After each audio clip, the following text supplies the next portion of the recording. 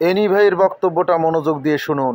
জামায়াত ইসলামের ভূমিকা এবং যারা ৮৬ সালে ৯৬ সালে বিভিন্নভাবে শুধু আমাদেরকে অসহযোগিতা করে নাই, পুরো জাতিকে অসহযোগিতা করেছে এবং হাসিনাকে টিকিয়ে রাখার স্বার্থে তাদের সঙ্গে থেকে জাতীয় বেঈমান হিসাবে আত্মস্বীকৃত বেঈমান হিসাবে তারা এই বাংলাদেশে প্রতিষ্ঠিত হচ্ছে।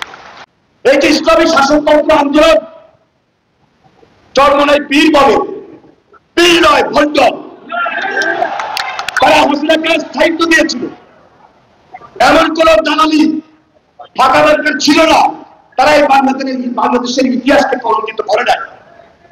২০১৪ নির্বাচন বলেন, ২০১৮ নির্বাচন বলেন, ২০২৪ নির্বাচন বলেন, হাসিনাকে সহযোগিতা করে হাসিনার স্থায়িত্ব পালিয়ে দেওয়ার ক্ষেত্রে এই চরমনাই পীর, এই ইসলামিক শাসনতন্ত্র আন্দোলন, এই ফাঁকা মার্কা ছিল বাংলাদেশের মানুষের আরেকটা জাতীয় বেঈমান হিসাবে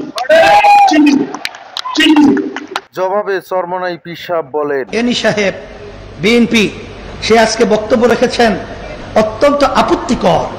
সেখানে আমাদের ব্যাপারে ভণ্ড শব্দ ব্যবহার করে, সেখানে সে ব্যবহার করে আমরা কি ফ্যাসিস্টের সহযোগী ছিলাম।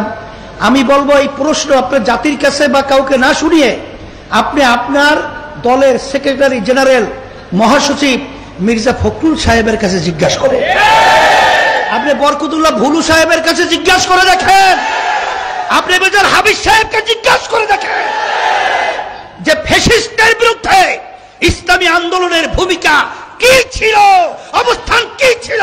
মিথ্যা বলে দিনকে রাত্র পালাবেন না, এর থেকে ফিরে আসবেন, এটা আপনাদেরকে অনুরোধ করছি।